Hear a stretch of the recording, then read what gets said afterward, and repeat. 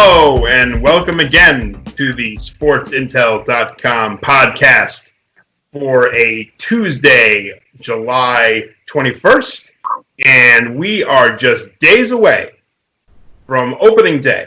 Major League Baseball is back. NBA is a week away. And we are ready to actually talk about sports on the field. Oh, amazing. I am joined as usual by Vic Choxy, Matt DeSaro, Eric Gibbs, and we are actually going to talk about sports and results and players, and yeah, we might mention the virus here and there, but this is really about the return of baseball specifically today, and what a great feeling that is to finally, after 4 months, be able to talk about games and just the playing of the game. I think we're all ready for it. And I am going to just throw it around the room. I'm going to start with Eric. Just give me some quick thoughts on what it feels like, knowing that we're about 48 hours away from real Major League Baseball regular season action. I really didn't think this day would ever come. When the coronavirus saga started, I thought maybe it would be a month and a half, and then we'd get back on track. Then we move into the second month, then the third month, and things really started to look a little grim. I'm anxious to see what happens now with everything coming back to life. NBA's bubble seems to be working all right. MLB should be able to get everything under control, and then we'll have hockey following right after it. So there's a lot on tap. There's a lot on the schedule. There's still a lot of questions that have to be answered, most of which won't be answered until the games actually start. And, following up after these three leagues get going, we'll have hopefully NFL.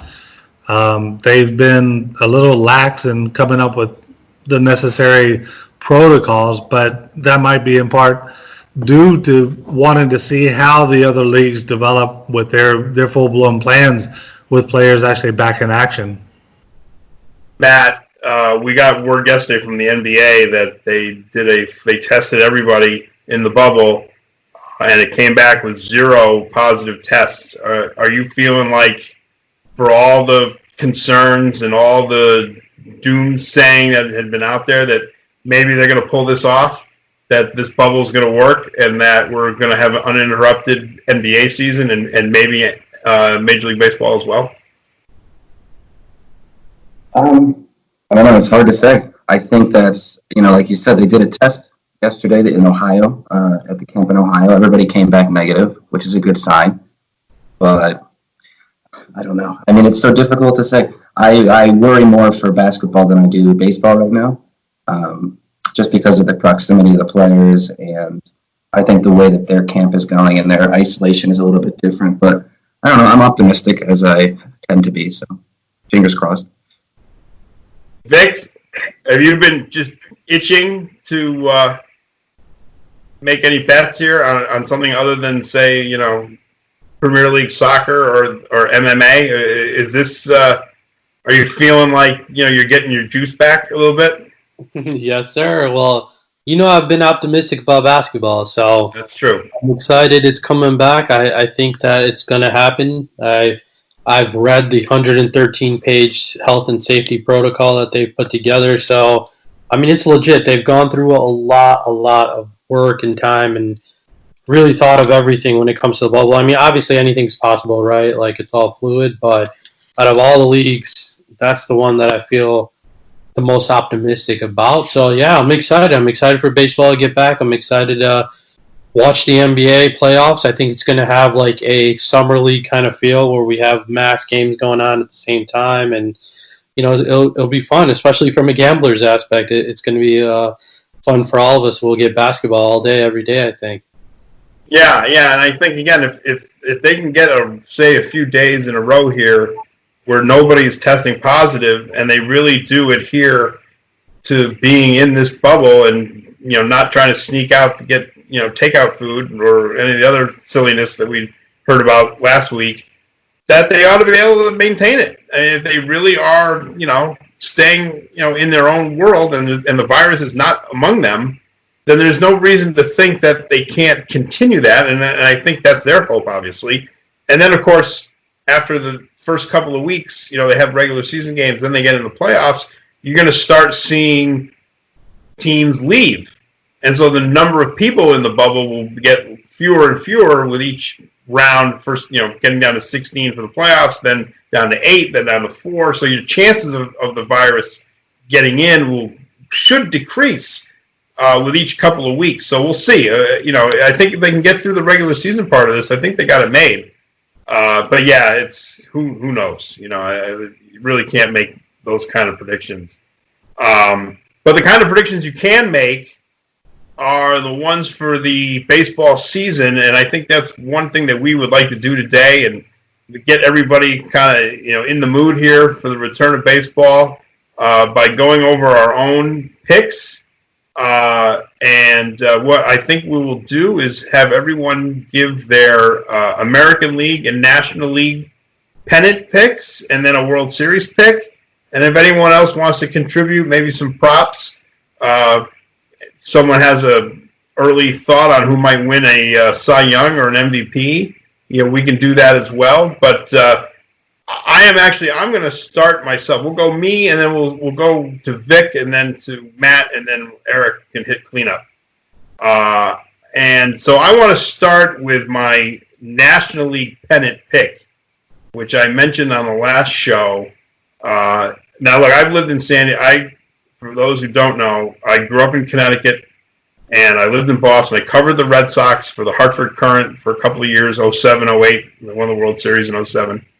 But I've lived in San Diego now since 2015, and I have got Padres fever, and it's worse than the coronavirus. I got serious Padres fever going here, and I think the San Diego Padres are going to win the National League pennant.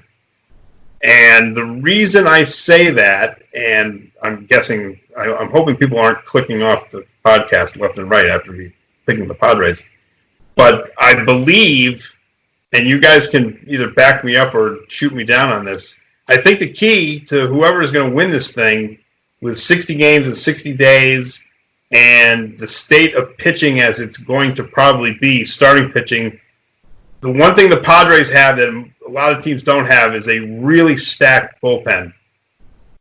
You got Kirby Yates at the back. You got Stammen. They traded for Emilio Pagan. They brought in Drew Pomerantz. They just traded for Tim Hill, lefty specialist, which you can imagine was done with the Dodgers' left-handed bats in mind.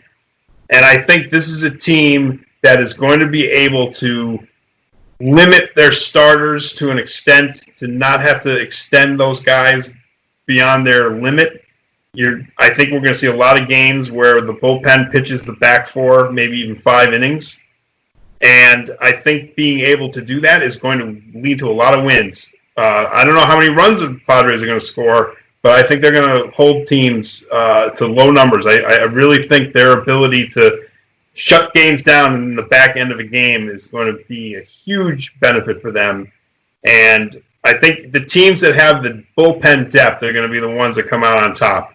So that is why I am going with the Padres to shock the world and probably as the wild card, and then go ahead and knock off the Dodgers and represent the National League. And I think in the American League, again, I have a Red Sox bias, but no amount of Red Sox bias can prevent me from saying that the Yankees are probably going to be the team out of the American League. I think if any team benefited from this pandemic, it was the Yankees, because you go back to March and you think about all the injury questions that they had coming out of original spring training. Aaron Judge, we didn't know what was going on with him. Stanton was still, you didn't know. Paxton was hurt. And I think they've now been able to get these people. But, Aaron Hicks, another guy you don't even really think of that much, but, he's a big part of what they do on offense, and he's healthy again. So I just imagine the Yankees are just going to bludgeon the league. And then I think, if Tanaka is able to be okay, they're the team to beat. So I think we're going to get a 1998 replay, But this time the Padres are coming out on top, baby. Go Padres. So I'm going Padres over Yankees. I don't know if it'd be a sweep, but that's my pick. So now that we've gotten that silliness out of the way, Vic, what are you seeing? What are you liking AL and NL this year? I'm with you, man. Yankees are just too stacked. I think the only thing that can derail them is injuries, obviously, and if a team gets hot in the playoffs to knock them out. But otherwise, man, that roster is just loaded. Like, top to bottom, they got the big sluggers, they got the pitching, they got the pen. I mean, they're pretty loaded. So, Yankees going kind of chalk there. And this is a homer pick for the NL, but I think anything can really happen with this crazy season. I'm taking my Cubbies. I think they can get to the World Series. I know people are going to think it's crazy, but they got a lot of talent on the offensive side of that roster, and their pitching is a little suspect. But like you said, I think bullpen will come into play a lot. And David Ross is a new manager, but he knows his team inside and out. Right, these dudes trust him. He was kind of a catalyst leader the year we won the World Series and when we started this whole trip with this core. So I think he's going to have a positive impact on the team. The cohesion and chemistry is there with the squad. And look for Javi Baez, man. Yeah, he's one of my favorite players to watch in the game. And if he might have an MVP type season, everything I'm seeing so far. So I'm going Cubs, Yankees, and unfortunately, I think Yankees take it all. They're just that good, man. Yeah, Vic, I was going to ask you. You mentioned it. But I was going to ask you as a Red Sox fan. David Ross is always going to be remembered for being one of the 2013 Red Sox players, and he was so enormously respected in that clubhouse. I guess having him, even though he's a first-time manager without any real managerial experience, the feeling I guess there is that he's the guy's going to play for him, and he's going to run a good ship there, I guess. That's the biggest thing. I have no doubt the guys are going to play for him. I have no doubt that Theo and the front office trust him. I think the only thing is always the first couple of years when you're a brand new manager, it's like the little things in the game, right? Just the decisions that you make. Everyone else has the reps because they've been through.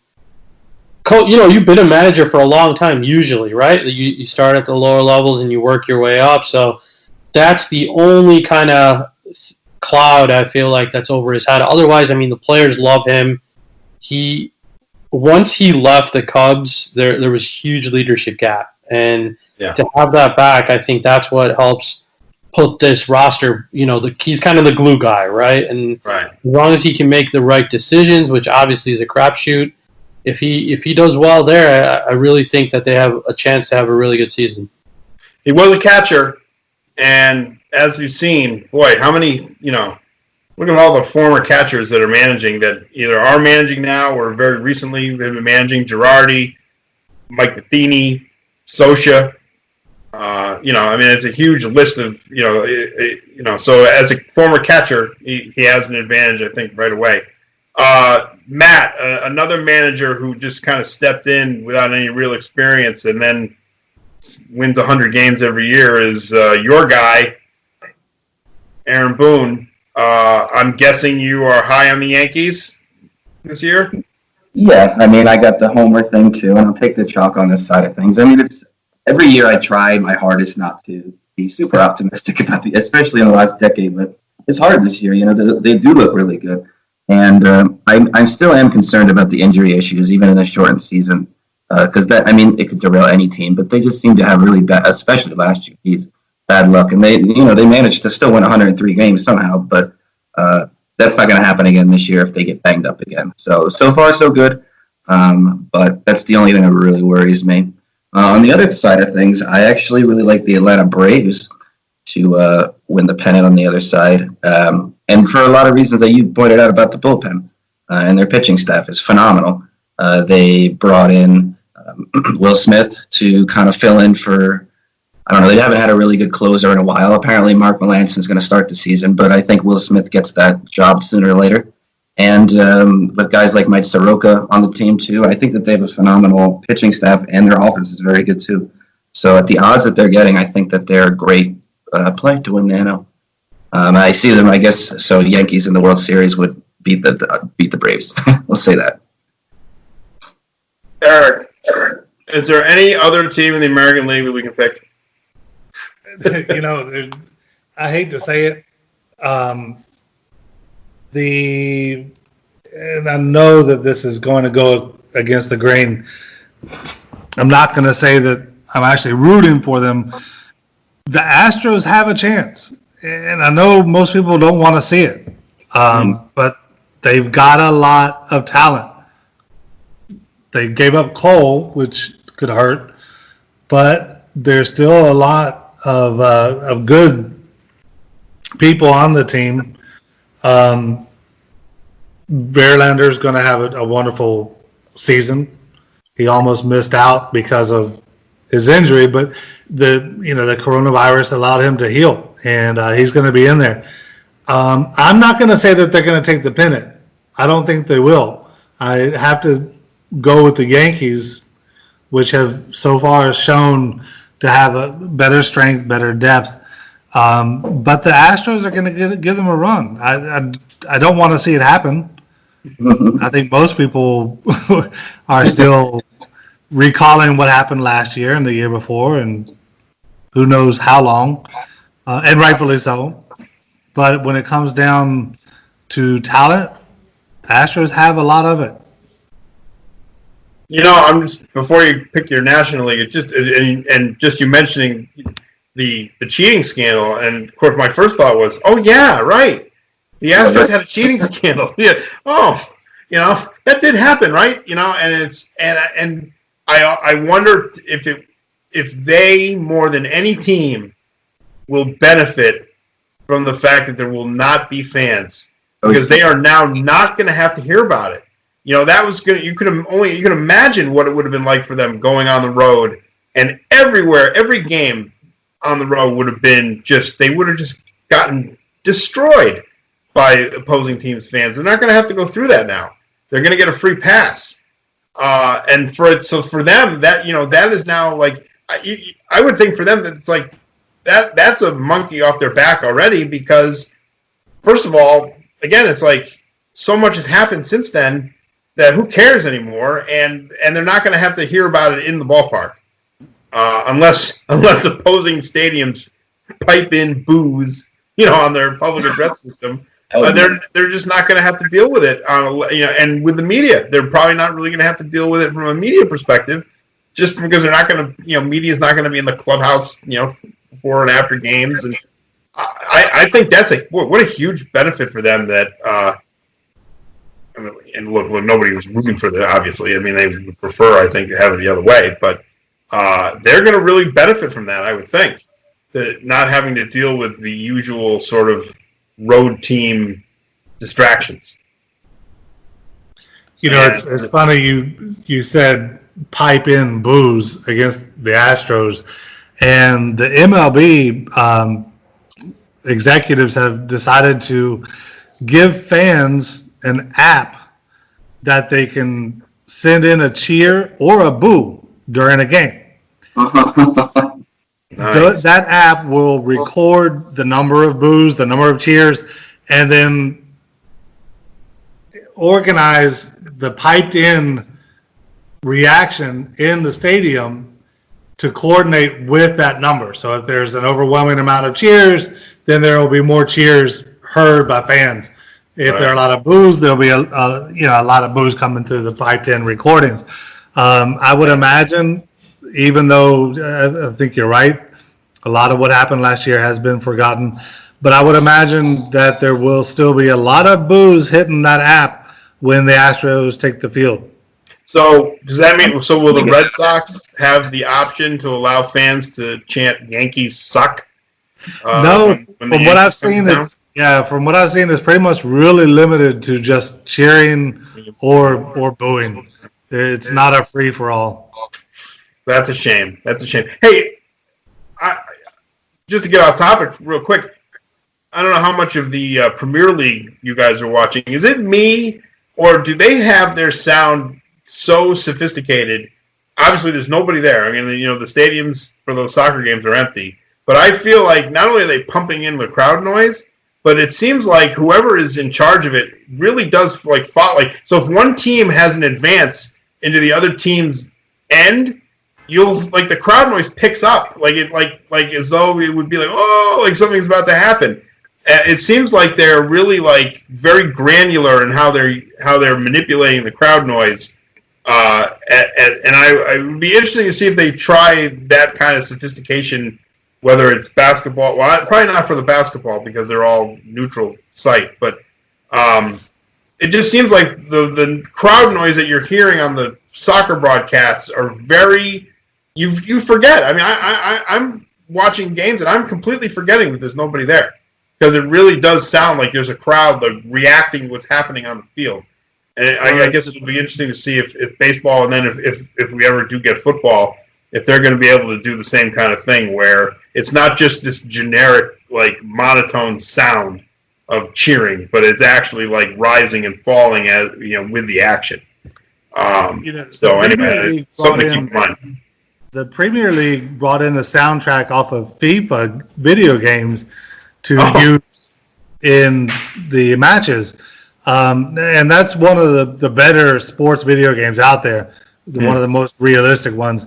So I think that has a lot to do with it. Maybe we'll see Madden 2020 in NFL this year. Who knows? Yeah. Eric, National League. We didn't get a chance to get your National League. Yeah, we didn't, but I've got to go with the Dodgers. I think you're the only one. You're the only Dodgers pick, right? As far as I know. Yeah, we had Padres, Braves, Cubs. So yeah, go ahead. Talk to me about the Dodgers. Well, I mean, it's hard to say this early on. There's still a lot that can happen, but they've started to show a lot of strength. They're well organized. They've got a lot of talent, and if they can keep it together and not fall into any traps, they have a good shot at going all the way through and capturing the pennant this year. Yeah. I don't know what kind of props people are most likely to want to play with baseball this year. I think it's because so much is unknown. I think it's going to be kind of hard. Certainly, win totals. It seems like most of the win totals I've seen are all kind of hovering around that 30, 31, 32. Seems pretty conservative as far as Major League Baseball win totals. But I will throw this out, again, not to be all Padres all the time, but I made an interesting discovery in their schedule. They are going to play 7 road games at Coors Field. That is the most of any team. The Giants will play 6 games at Coors Field, but, I mean, the Giants have any hitter that is capable of hitting home runs? I don't even know. But the Padres have some guys, and they're going to play 7 of their, I guess it's 30, road games in Coors. So if there are any, you don't think of Padres hitters as being big home run guys playing at Petco, but Petco is not quite the pitcher's park I think that it used to be. And I mean, I would think over on a guy like Machado or even Tatis for home runs might be an interesting prop to look at because they are going to 7 of their 30 road games in August at Coors Field. That could be a big benefit for them that most other teams aren't going to get. I think it's the Padres and the Giants are the only 2 teams being in their division that are going to go on the road to Colorado twice. The Dodgers only, I think, have like 3 games at Coors. And same thing with the Diamondbacks. So you try to find edges where you can. I think that's, to me, I thought that was the most interesting one, that they're going to play 7 of their road games, in that ballpark at that time of year. And I can remember last year there were more than one 15-14 game at Coors Field with them. So if you were looking for a little bit of an edge, that might be a place to look. Vic, I don't know how much of a deep dive you've done Are there any props that you have noticed that you think are interesting that might be worth trying to take advantage of? So I can't lie, man. I have not done it. I was actually started doing it right before this call. So stay tuned on the website this week. I will have my favorite prop picks for the year. And so it should be up on Sports Intel over the next couple days, man. So I'm just starting. I'd like to what you mentioned with Machado just because of that schedule. I think that's a huge plus. So I'm kind of looking for different edges like that, right? Because everything else, I mean, who knows? But we know Coors Field is good for games like that, 14-15, when it comes towards the end of the season. So I'm trying to find some different edges. I'm trying to run some models and really take a look and think out of the box this year when it comes to some prop picks. So that's why stay tuned. Give me a day or so, and we'll get them up on the site. Yeah. Matt, anything you've seen? I know you've been doing a lot of our preseason capsules. Yes. Anything you're noticing that you think might be an edge for people out there? Yeah.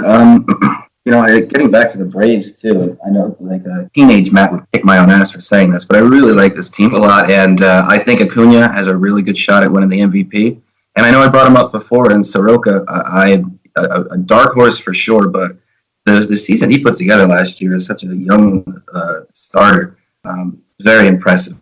And I see Cy Young in his future at some point, or at least a Cy Young caliber season. Whether it'll be this year or not, I don't know. But I definitely keep an eye on him as far as prop betting goes for people, player props. And I'm definitely going to take a look at that Coors Field thing that you're talking about, because that's a good site. I like that. Yeah. I would think too, and Eric, you might be able to speak to this a little bit, because you've been doing a lot of sort of coronavirus related writing for us.